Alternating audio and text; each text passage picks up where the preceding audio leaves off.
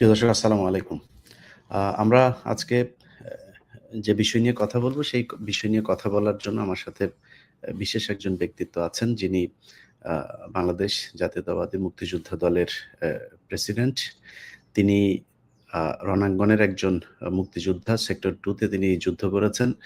Crack প্লাটুনেরও একজন সদস্য ছিলেন তিনি। ঢাকাতে বীর দর্পে তিনি ৭১ এ মুক্তিযুদ্ধে অংশ নিয়েছিলেন, শহীদ পরিবারের সদস্য। আ এবং তিনার আরো অনেকগুলো পরিচয় আছে। আসলে আমরা এতগুলো পরিচয়ে যাচ্ছি না।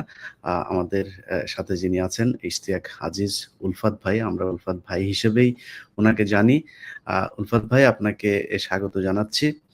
আ উলফাত ভাইয়ের আরো একটা আ আ পরিচয় আছে। তিনি হচ্ছেন আমাদের সবার প্রিয় বীর মুক্তিযোদ্ধা লেফটেন্যান্ট কর্নেল বীর শরীফুল ইসলাম ডালিম আ ভাই। উনার একজন অনুসারী, অত্যন্ত পছন্দের একজন মানুষ উনি। আ তো আমরা যে বিষয় নিয়ে আলাপ করব, সেই বিষয় নিয়ে আলাপের আ শুরুতে আমরা যেটা নিয়ে কথা বলতে চাই, সেটা হচ্ছে যে উলফাত ভাই, আপনি অ্যা দীর্ঘদিন ধরে বাংলাদেশের রাজনীতির সাথে আছেন। এই দেশের জন্ম থেকে আপনি এই দেশকে দেখছেন। বর্তমান সরকার, আপনারা আ নিশ্চয়ই জানেন যে আসার পর থেকে বিডিআরের যে পিলখানা হত্যাকাণ্ড, এটা বাংলাদেশের অস্তিত্বের সাথে মিশে আছে এবং এটার মাধ্যমেই আমি মনে করি বাংলাদেশকে গেল ১৫ বছর ভারত শাসন করেছে। আপনি মনে প্রাণে আপনার রক্তের ভেতরে ভারত বিরোধিতা জড়িয়ে আছে। সেই জায়গা থেকে আপনি কি মনে করেন যে পিলখানার এই হত্যাকাণ্ডের আসল যে রহস্য, সেটা বেরিয়ে আসা প্রয়োজন কিনা? আসসালামু আলাইকুম। আম আপনার সব দর্শকদেরকে আম আ স্বাগত জানাচ্ছি এবং আমার আন্তরিক শুভেচ্ছা সবার প্রতি। আপনি যে প্রশ্নটা করেছেন, আ এটা অবশ্যই এটা অ্যাড্রেস করতে হবে। অ্যাড্রেস করতে হবে ভেরি সিরিয়াসলি। তার কারণ আমরা স্বাধীনতা অর্জন করেছিলাম কোট আনকোট ৭১ এর ১৬ই ডিসেম্বর। কিন্তু ১৬ই ডিসেম্বরের থেকেই বাংলাদেশের বিরুদ্ধে যেই কার্যক্রম ভারত চালিয়েছে, ওটা প্রমাণ হয়ে গেছে ওই রেস কোর্সের সারেন্ডার সেরিমনির থেকেই। খুব চালাকি করে ইন্ডিয়া আমাদের সর্বাধিনায়ক জেনারেল এমএজি ওসমানীকে একটা হেলিকপ্টারে উঠিয়ে পাঠিয়ে দিয়েছিলেন সিলেটের দিকে এবং সেই হেলিকপ্টারে ছিল ডক্টর জাফরুল্লাহ চৌধুরী আর ছিল শেখ কামাল। তো they had plan to shoot it down. তো গুলি মেরেছিল, কিন্তু খুব বেশি একটা আঘাত করতে পারেনি। কোনমতে তারা সিলেটে ল্যান্ড করেছিল। তো সেদিন থেকেই ১৬ই ডিসেম্বর এবং তার আগের থেকেই সবকিছু তাদের প্ল্যান প্রোগ্রামে ছিল। কিন্তু ১৬ই ডিসেম্বর এটা এক্সপোজড হয়ে গেল সবার কাছে যে তারা আমাদেরকে কবজায় নেবে এবং তারা আমাদেরকে আ তাদের সাবজেক্ট হিসেবে, not as friends, not as an independent country, তারা একটা তাদের কন্ট্রোলের মধ্যে রাখবে। তো এই যে বিডিআর কিলিংটা ঘটলো, শেখ হাসিনা এবং আওয়ামী লীগ ক্ষমতায় আসার ৩ মাসের মধ্যে। আমি একটু এর আগে যাব। আমি কলকাতায় ছিলাম ২৮ 2008 এ। আমি যে হোটেলে ছিলাম, সেই হোটেলে একটা ফোন কল আসে এবং বলে যে আমার কাছে কিছু লোকজন দেখা করতে এসছে। তো আমি একটু অবাকই হলাম। বুঝলাম কারা এরা? বলে সরকারের পক্ষ থেকে। তো আমি আরো অবাক হলাম। তো বললাম যে, "আমি তো ভাই সরকারের লোকও না। আর আমি তো সরকারের সাথে আমার কোন কাজও নেই।" বলে কি, "না, আপনি একটু নিচতলায় আসেন।" তো আমি রিসেপশনে গেলাম। গিয়ে ওদের সাথে বসলাম। দেখলাম ৫ জন লোক। তো ওর সাথে, সাথে উনারা সবাই পরিচয় দিলেন। They were at that time working for RAW. তো আমাকে বললেন যে, "অ্যা মানে সরকার মানে আপনি বাংলাদেশ সরকার উলফাত ভাই, নাকি আ ভারত সরকারের লোক? না, কলকাতায় ভারত সরকারের। আচ্ছা। একজন এয়ারফোর্সের, ২ জন পুলিশের আর ২ জন গভর্নমেন্টের। হ্যাঁ? আমলা। তো এই ৫ জন আমাকে বসিয়ে কথা বলতে শুরু করল। যে আমাকে বলল যে, "আপনি ওরকম ইশতিয়াক জুলফাত, আপনি একটা মুক্তিযুদ্ধ সংগঠনের চেয়ারম্যান। আপনি আম আপনার সাহায্য আমরা চাই। আবার আপনাকে আমরা সাহায্য করতে চাই।" তো আমি বললাম যে, "কি ব্যাপারে ভাই? আমি তো কিছু বুঝতে পারতেছি না।" তখন তারা বলল যে, "দে রিপ্রেজেন্ট র।" আমি একটু ধাক্কাই খেলাম আমি। র আমাকে ইয়ে করবে কেন? তো বলল যে, "এবার সরকার আমরা বাংলাদেশকে সাহায্য করব শেখ হাসিনাকে ক্ষমতায় আনতে। তো আপনি তো কোলাবরেটরদের বিচার চান ৭১ এর। যদি তাই চান, একজন মুক্তিযোদ্ধা হয়ে থাকেন, একজন শহীদ আপনার ভাই, যার সাথে আমরাও যুদ্ধ করেছি আ ৭১ এ। তো তাহলে আপনি আমাদেরকে সাহায্য করেন।" তাহলে আমার মতন একটা লোক কিভাবে সাহায্য করবে? বলে যে, "না, আপনি করতে পারবেন। আমরা বুঝিয়ে দেব। আমরা আপনাকে একটা সংগঠন করব, সেক্টর কমান্ডার্স ফোরাম নামে। সে সেটার আপনি সেক্রেটারি জেনারেল হবেন। আপনার সাথে একজন আমরা সেক্টর কমান্ডার দিয়ে দেব। আর আপনাকে আপনার অ্যাকাউন্টে ২০ কোটি টাকা দিয়ে দেব এবং আপনার যা লজিস্টিক সাহায্য লাগবে, আমরা আপনাকে সবকিছু দিয়ে সাহায্য করব। এবং আমরা আওয়ামী লীগ ক্ষমতায় আসার পর আপনি এমপি হতে চান, অ্যা মন্ত্রী হতে চান, অ্যাম্বাসেডর হতে চান, আমাদের কোটায় আপনি এই সমস্ত যা খুশি আপনি হতে পারবেন।"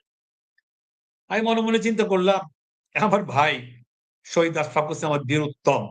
সে ২২-২৩ বছর বয়সে মাথার মধ্যে একটা মেশিন গানের বুলেট নিয়ে সে পড়েছিল আ নদীর পাড়ে পাকিস্তান আর্মির বিরুদ্ধে যুদ্ধে।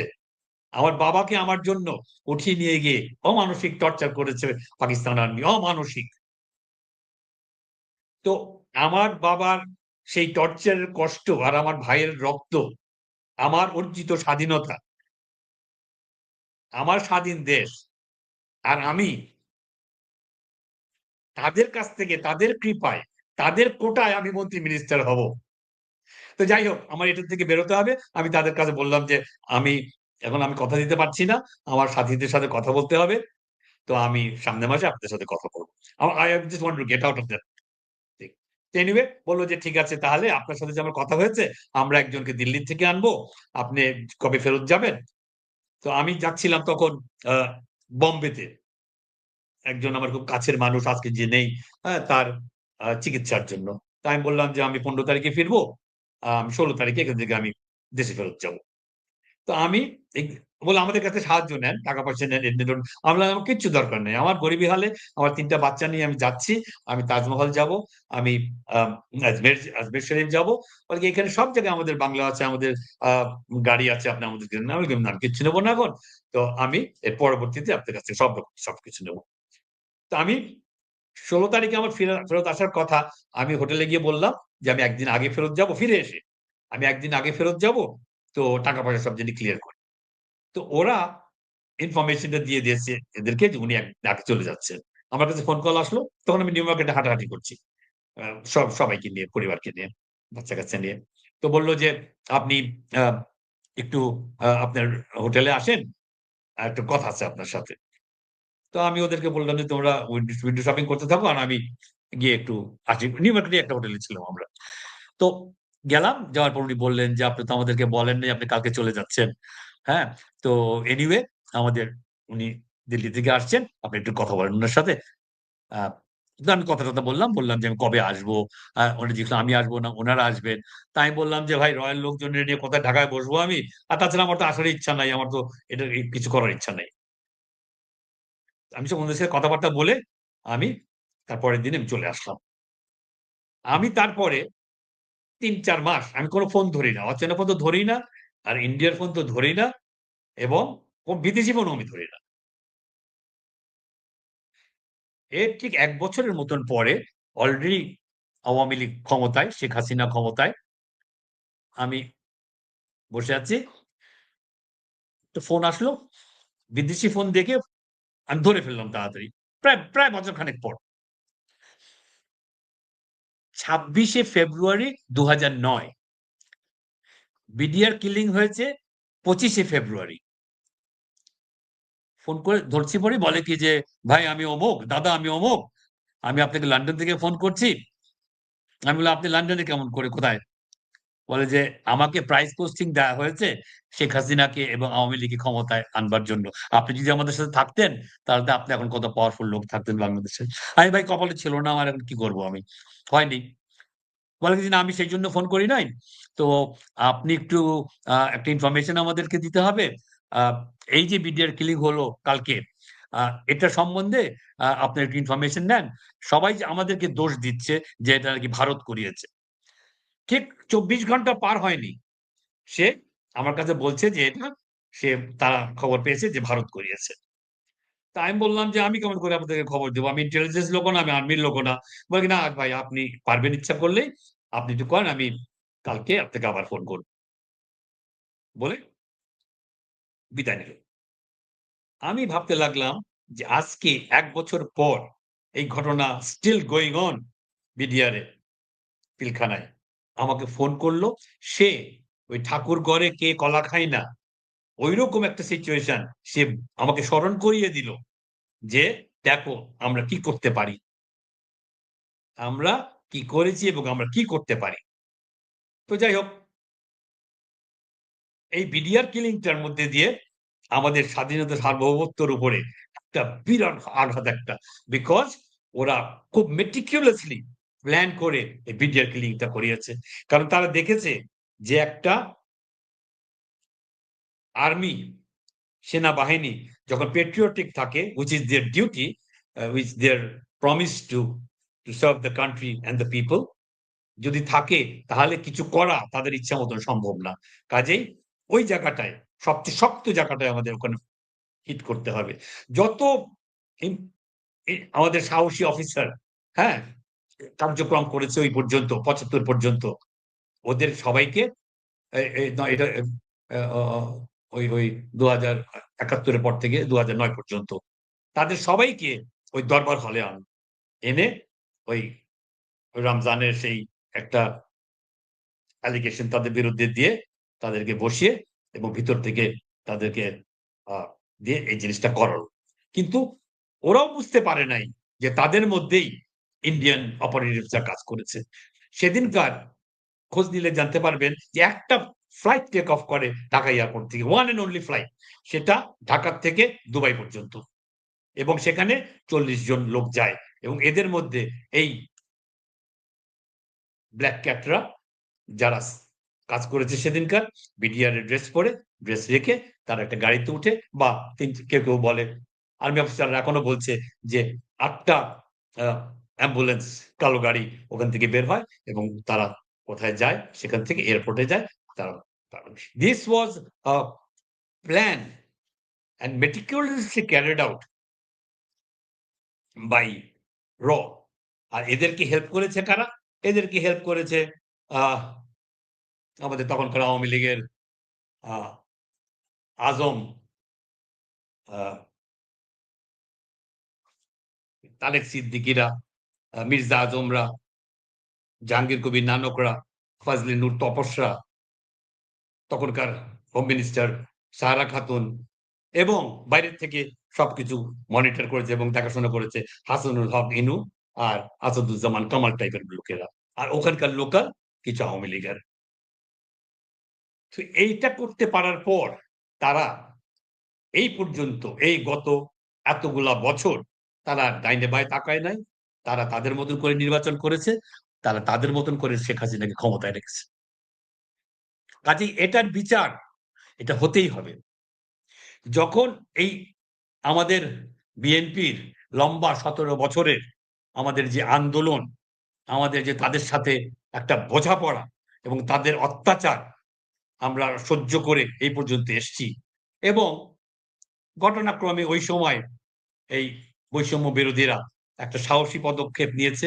নেওয়ার পর যখন যেদিনকার আ আবু সাইদ মারা গেল এবং কনস পরে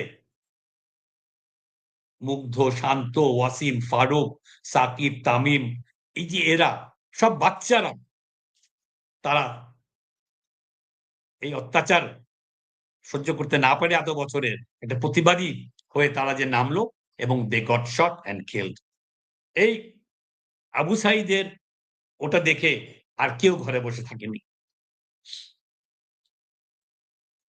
তো এই আমাদের স্বৈরাচার থেকে আমরা মুক্তি পেলাম। প্রথম জিনিস যেটা করা উচিত ছিল এই সরকারের বিডিআর কিলিং কে ফেস করা উচিত ছিল। আমি ২০০৫ এই ৫ই জুলাই না ৫ই অগাস্ট জিনিসটা হলো। আমি ৮-১০ তারিখের দিকে আমি অ্যা খোঁজ করতে লাগলাম আ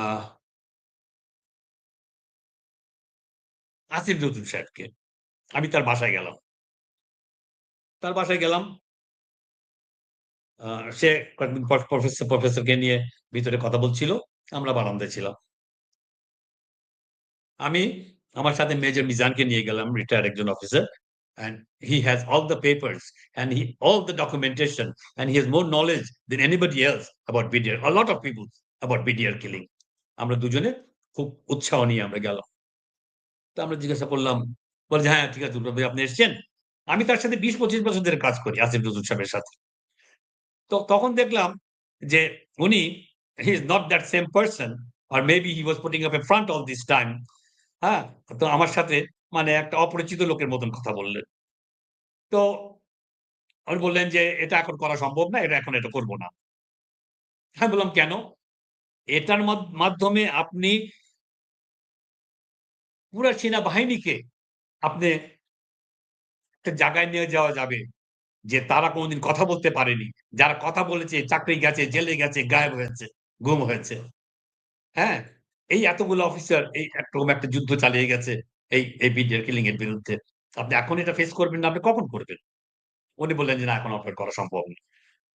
আমি তখন বুঝতে পারলাম যে এই প্রেজেন্ট আর্মি ইন পাওয়ার এই জেনারেল ওয়াকাররা এখন এটা চাচ্ছেন।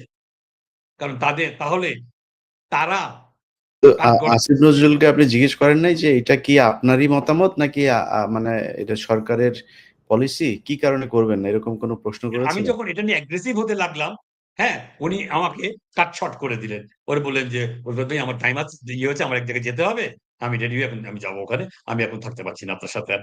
আমি বললাম যে, "আপনি একটা দাঁড়িয়ে কথা বললেন আমাদের সাথে, হ্যাঁ? আর সিঁড়ি দিয়ে উঠে যাচ্ছেন। আর এই জিনিসটা আপনারা অ্যাড্রেস করবেন না? আমি তো এই যে মেজর সাহেবকে নিয়ে এসেছি, ২ টা মিনিট আপনার সাথে কথা বলবে।" বলে কি, "না এই ব্যাপারে আমি কোন কথা বলতে পারব না।" He completely refused to তার address the মানে fact. এখন যেই বিষয়টা হচ্ছে, এই বিষয়টা মানে এই যে বারবার জামিনের শুনানি হবে, তাদেরকে এইদিন শুনানি করবে, ঐদিন শুনানি করবে, কালকে জামিন হবে, পরশু জামিন হবে। এভাবেই যে ৯ মাস ধরে প্রায় ৭ বার তারা তারিখ পেছালো। তারিখের দিন এসে তারপরে জাজ সাহেব বলেন যে, "না আজকে অসুস্থ, কালকে উনার পাতলা পায়খানা, পরশুদিন বউয়ের সমস্যা।" একেক দিন একেক কথাবার্তা বলেন। তার মানে এগুলো কি তাহলে মানে আসিফ নজরুলদের পূর্ব পরিকল্পিতই ছিল? আমার এখন মনে হয় পুরোপুরি সাজানো নাটক। পুরোপুরি সাজানো নাটক। বিকজ আমি যখন জেলে ছিলাম, তখন আমি প্রায় বিডিআর এই জওয়ানদের সাথে, হ্যাঁ? কথা বলেছি আমি। ইয়াং বাচ্চা লোকজন সমস্ত, হ্যাঁ? তারা বুঝতেও পারেনি। তাদেরকে একদিকে নিয়ে গেছে একটা ইয়ে আ ক্রিয়েট করে নিয়ে গেছে। যাওয়ার পর তা বলে কি যে, "আমরা কাউরে মারিও নাই, আমরা কোন গুলিও করি নাই। হ্যাঁ? হয়তো ২-১ জন আকাশে গুলি ছুড়েছে।" হ্যাঁ? আমরা এখন বছরের পর বছর আর কি যে কষ্ট! হাত হ্যান্ডকাফ করা, পায়ে বেড়ি লাগানো। হ্যাঁ? ১০০-১৫০ কে যশোর থেকে নিয়ে এসছে, হ্যাঁ? ওই আ আ সৈয়দপুর থেকে নিয়ে এসছে, চিটাগং থেকে নিয়ে এসছে হাজিরা দেওয়ার জন্য। কি যে কষ্ট লাগে! And all of these are just innocent people. They're victims of a big and very meticulously planned conspiracy. জি, ইশাক ভাই এখনো আমরা সেটা আ আ আমরা ধরেন এখনো সেটা নিয়ে চলছে। Through this Asif Nazrul and others. Because Asif Nazrul সাহেব উনার আবির্ভাবটা কেমন করে? উনি সিনে আসলেন কেমন করে? আজকে থেকে বহু বছর আগে ওই জাহানারা ইমাম, শহীদ মাতা, রুমির মা আমাদের সাথে যোদ্ধা ছিল।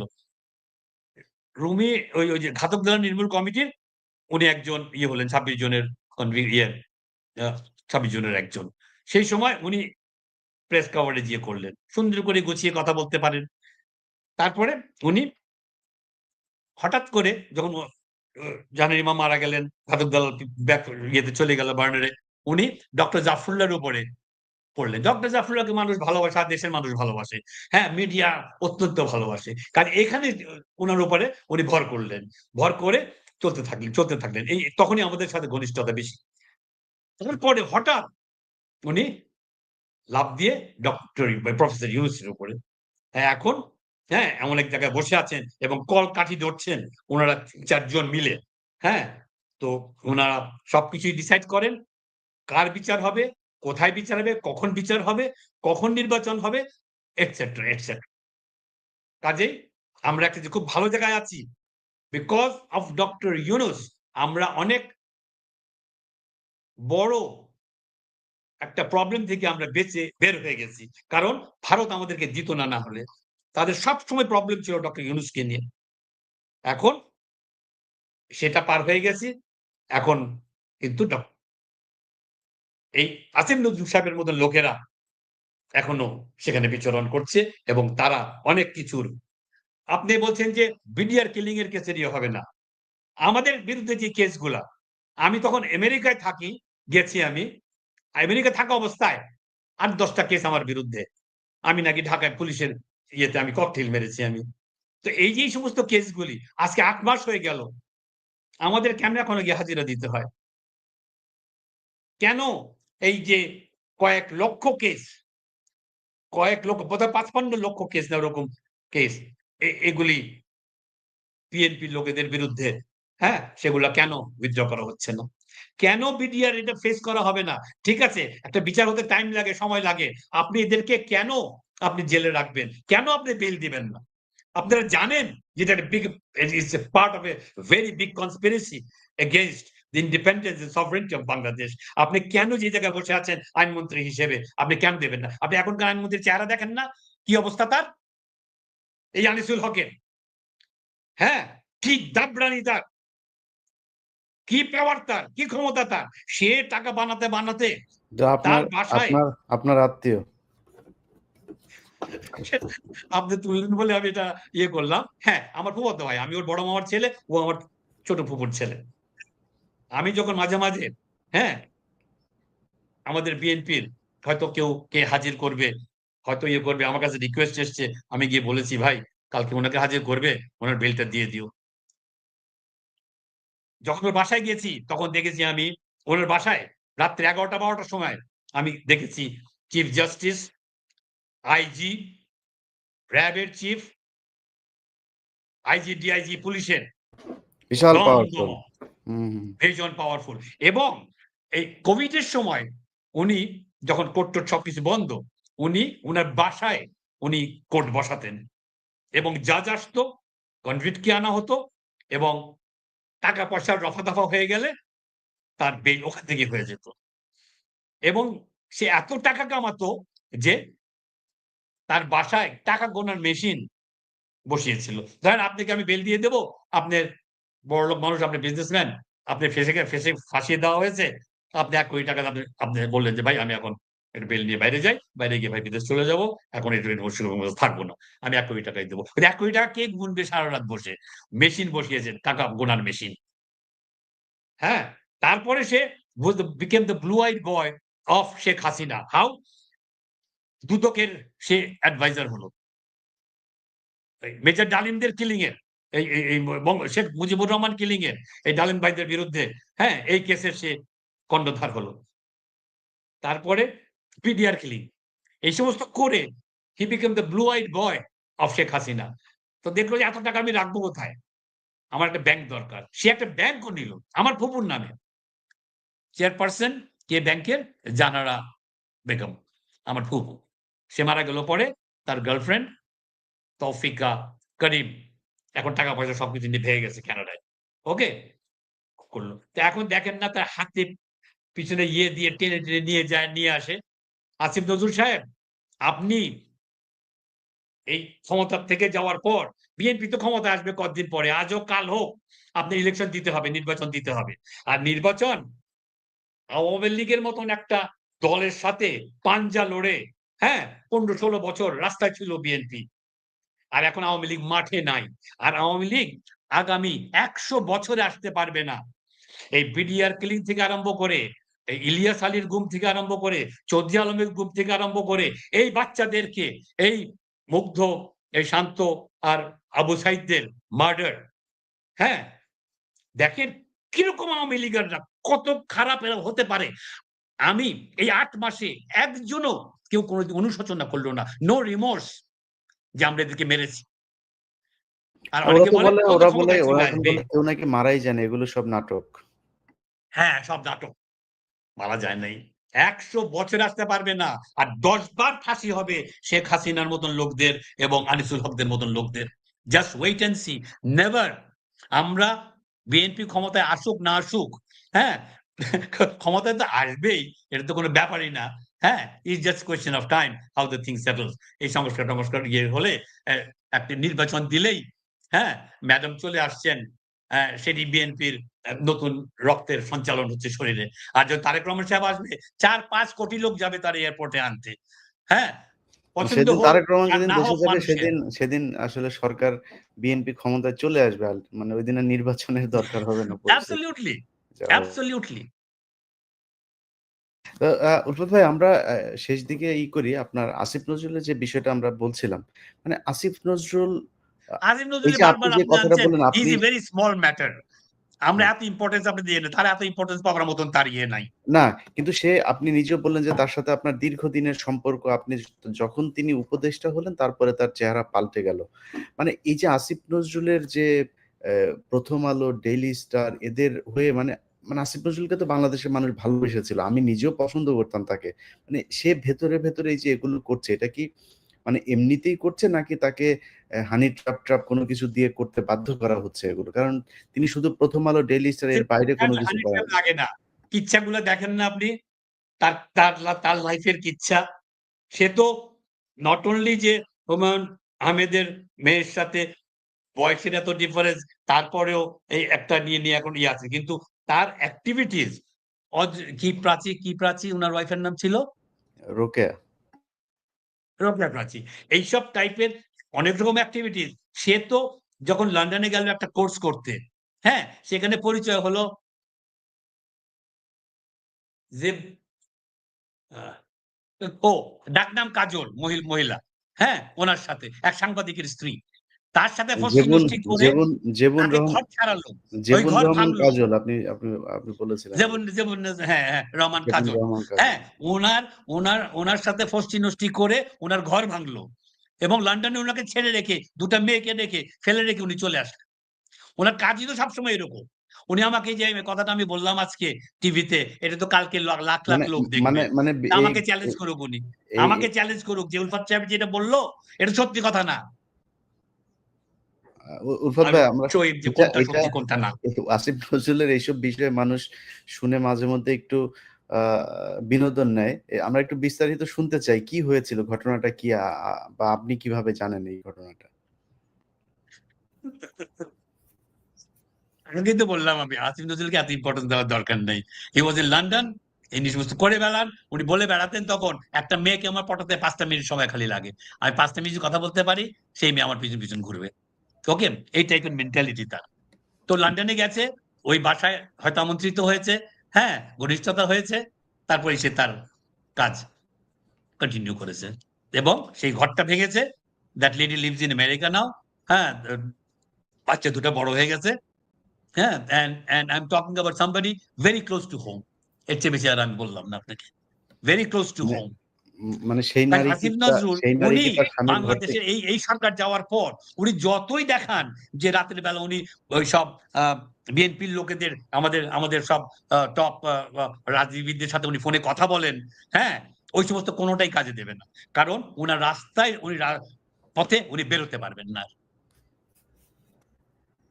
Without being challenged. জি, উলফাত ভাই, আপনার আ আপ আ আপনার আজকের এই মূল্যবান সময় দেওয়ার জন্য অনেক ধন্যবাদ। আমরা